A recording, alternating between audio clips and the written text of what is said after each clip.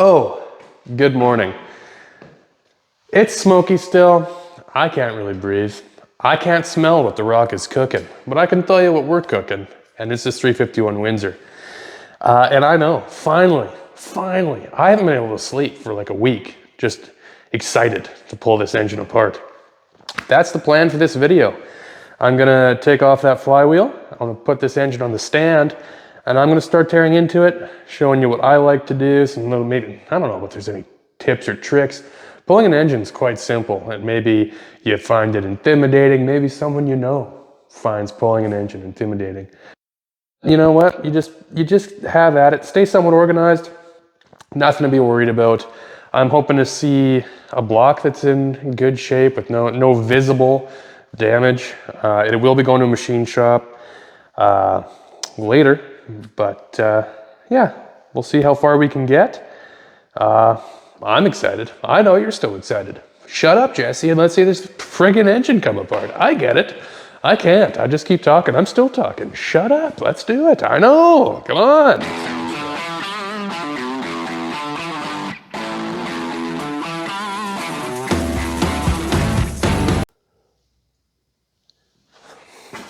Starter's still dangling there. So anyways, probably self-explanatory, right? Probably, whatever. If you have an engine stand, it's gonna come with the plate that bolts to the engine, and then you're gonna have a plate, or the part that goes into your stand itself. Just take the plate off the stand. I don't know, that should be, you probably know that. But if you do that, take the plate off the stand, you can tighten the plate, and then you just gotta throw your stand on, like so, then you're done. Tighten that bolt up, and engine will officially be on a stand. All right, I'm gonna start at the top of our engine today. There's still a little bit of schmutz draining out the bottom. Got a bolt bucket. You might want to be more organized. You might want to label like, oh, valve cover, bolts, and so on. I'm just going to name this bucket 351 Windsor. I have one that's Cleveland. I mean, generally, a lot of the bolts are only going to have one home, or only make sense in one spot. So, I mean, I just kind of throw them all in a bucket. And I mean, if I start at the top almost always, you pretty much know that if you need a bolt from the top end, it's probably going to be on the bottom of the bucket. Easy peasy. Now there's all this stuff on the intake and whatnot. I'm going to leave it. I'm not going to use this intake, so it can stay on there, it can go with it. Where is my dead blow? Don't need it. Oi. She's a tad dirty. I will note that this engine leaked pretty much everywhere, it seems like, but it had lots of miles on it.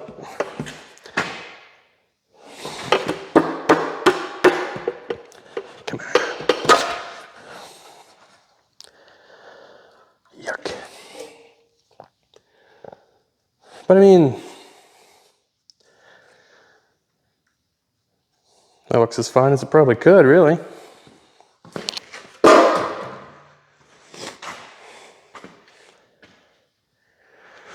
There's no big chunks sitting on the top of the heads anyways. That was gasket. All right, now we'll move on to intake.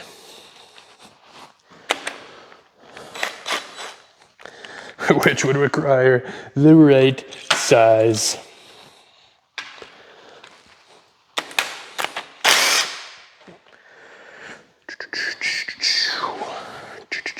Oh, that's rude. That'll have to come off.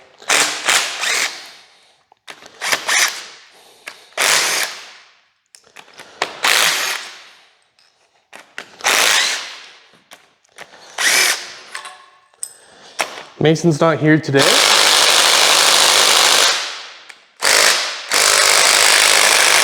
All right. Drayton got let back in, Drayton Valley. The fires are under control. So that's good. Everyone, I think most people got to go home, so. I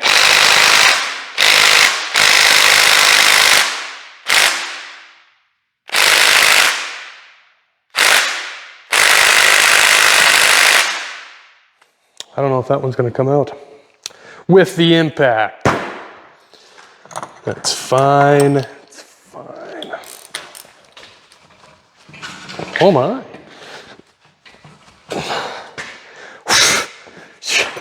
Okay, all right.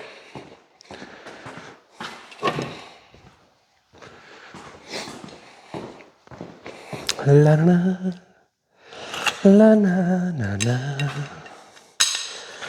la da da.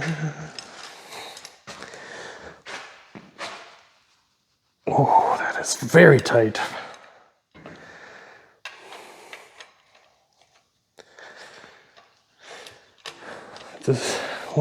Why is this so tight? Why is it so tight?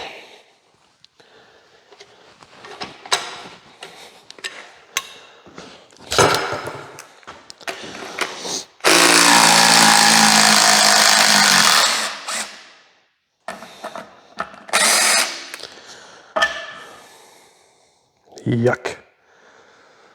First time that one's been out.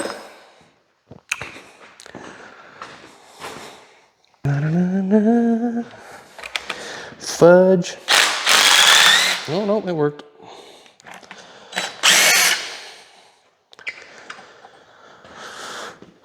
That should be all the intake bolts. I doubt it's just gonna,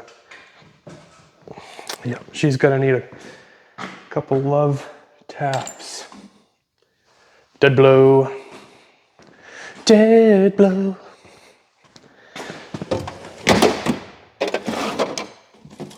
This whole YouTube video thing.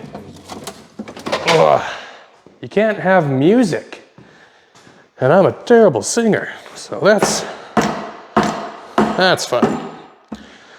Totally fine. Intake. Gone. Huh. Okay. Nothing looks too scary.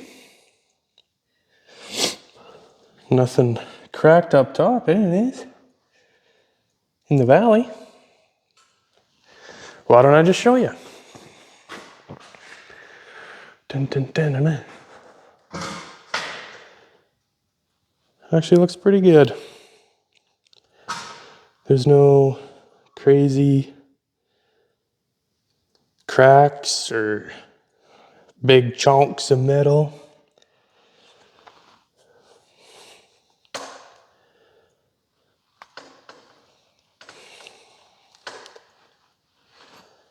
Just kind of looks how it is. There's this. It looks a little bit jagged. I don't know if that's going to be a casting error or whatever, but it looks fine. All right, just had to show this, at least on the other side. Yeah, these exhaust manifold bolts are just cruising out of there like nothing. Yeah, what is going on here? Like, wow. That's a different size, you galoot. Yeah, look at that. I mean, I don't know if they'll beat off the head's very nice. What size is that? Why do they gotta do that? Dipstick. Oh, and then it's the real bolt. Oh, I see, okay. Driving my life away. Looking for it. Come on. What in the butts? This is all coming off easier than it should, and it's kind of frightening. Oh, those are heavy. I'm not using these heads, so I mean you could leave exhaust manifolds on, but then it's a little bulkier wherever you're storing stuff. Should you be keeping heads? Should I be keeping these heads? I don't know why I would keep these heads, but I'm gonna. At least for a bit, you never know.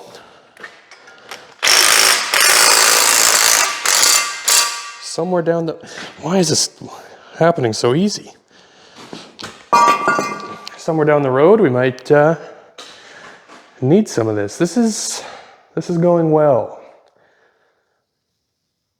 I'm a little concerned how well it's going, but it's fine.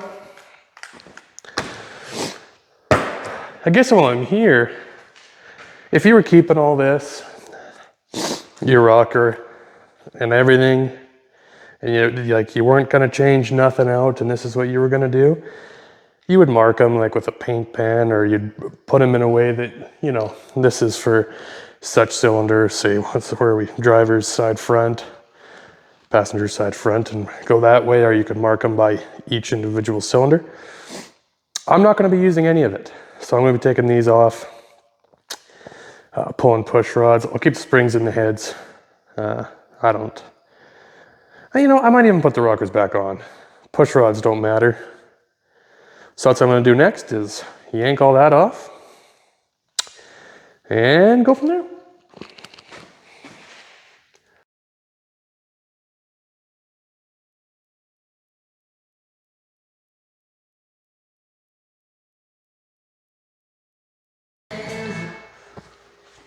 All right. So I got one head off. We'll do the other. Just some taps. Either side. Top. Some on the bottom once you loosen it. Find a good hold because they are going to be heavy. Oh, yeah. And you know what? I mean, it's a higher mileage engine, but everything's looking mighty fine.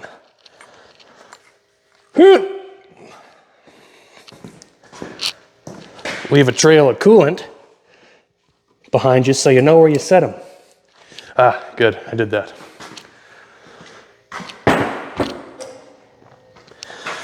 Okay, what do we got? A little bit of a ridge to be expected. I'll get my light here.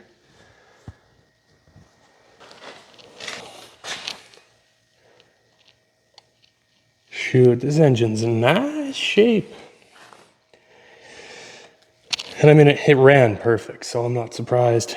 Cylinder walls, I mean, from what you can see, like I said, they all have a little bit of a ridge. That's gonna happen. But I mean,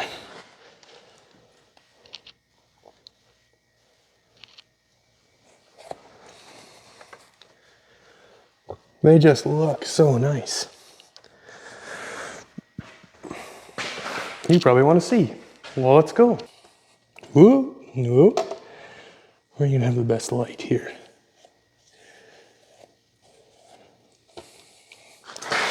But I mean, nothing wrong with that. Small block Ford, ladies and gentlemen. Here's a little bit of a peeve, a pet peeve, if you will. Oil filters. I don't care what kind you use. I'm not one of them.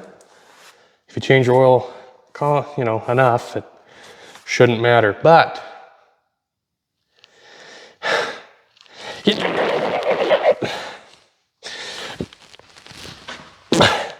You don't need to tighten them so dang much. Hand tight. You should be able to take it off with your hands. You should not need to use giant channel locks. Oh, yeah. It is annoying. Holy man, and unnecessary. And some of these filters, guys, are not easy to get to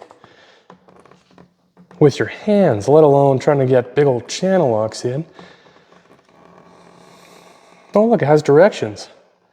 Lube the seal. And then 3/4 to 1 turn after you make a friggin' contact. Oh, well, it's fine. Just a pet peeve.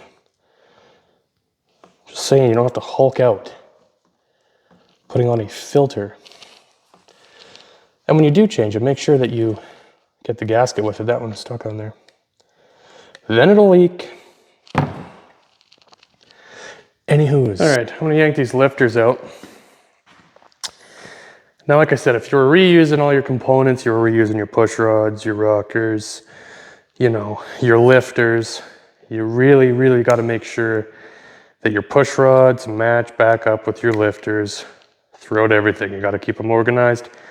I am in no way going to use these lifters or push rods again, even if there was a fire, and there is. So I do not need to keep these in an order, but please do it if you're gonna reuse stuff. Maybe you're just doing I don't know what you're doing. For some reason you're taking all these out, but don't do it. Don't mix them up. Ugh. Just like the push rods though, I am just giving everything a quick once over. Like everything on this engine looks friggin' awesome, so I'm not worried. I'm gonna get all these yanked out. Probably take everything off the front of the engine. Still gotta take this crank pulley off, water pump, fuel pump, timing cover, flip it over, take the oil pan off, make a big mess. It'd be sweet.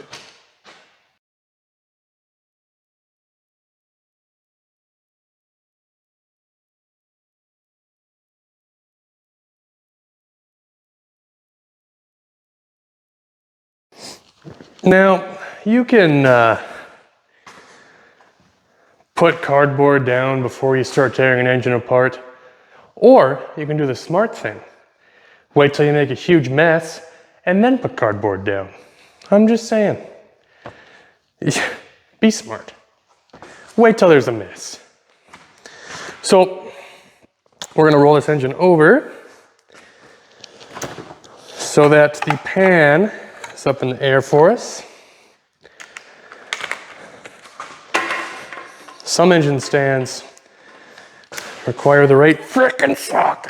Some engine stands will have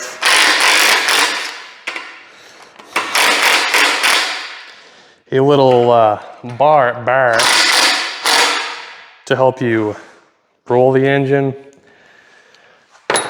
This one doesn't have that. We can use the dipstick tube. Nope. Okay. Hit it. Oh yeah. Oh, yeah. Cardboard. Okay. Oh, yeah. Come here. Oh yeah. Oh yeah. That's right, that's what you want. Full on spillage. Can you see the spillage? Yeah. Cardboard. All right, I'm gonna yank this oil pan off. See what the bottom end looks like.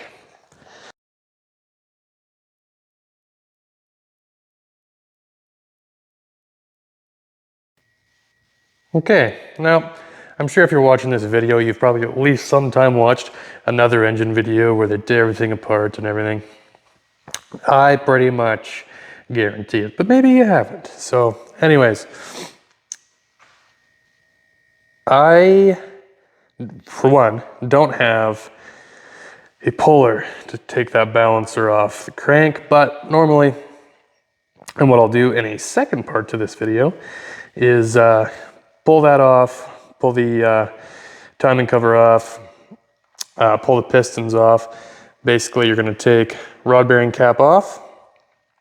I'm going to use probably just some 3/8 hose, something like that, 1/4 inch maybe, 5/16 hose, and you put it over these little bearing cap studs so you don't end up scoring the crank, you know, the block, anything like that.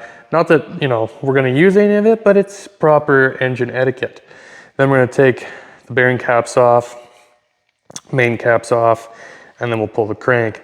That'll be in the second part. But just with the oil pan off, you know, everything looks pretty good. There's no immediate damage we can see. I could roll it over for you, but I mean, we know it ran good. Everything looked good. I did a quick, you know, little look around. Nothing crazy popping out. Man, I cannot believe that I don't have a puller. It's astounding. It's embarrassing.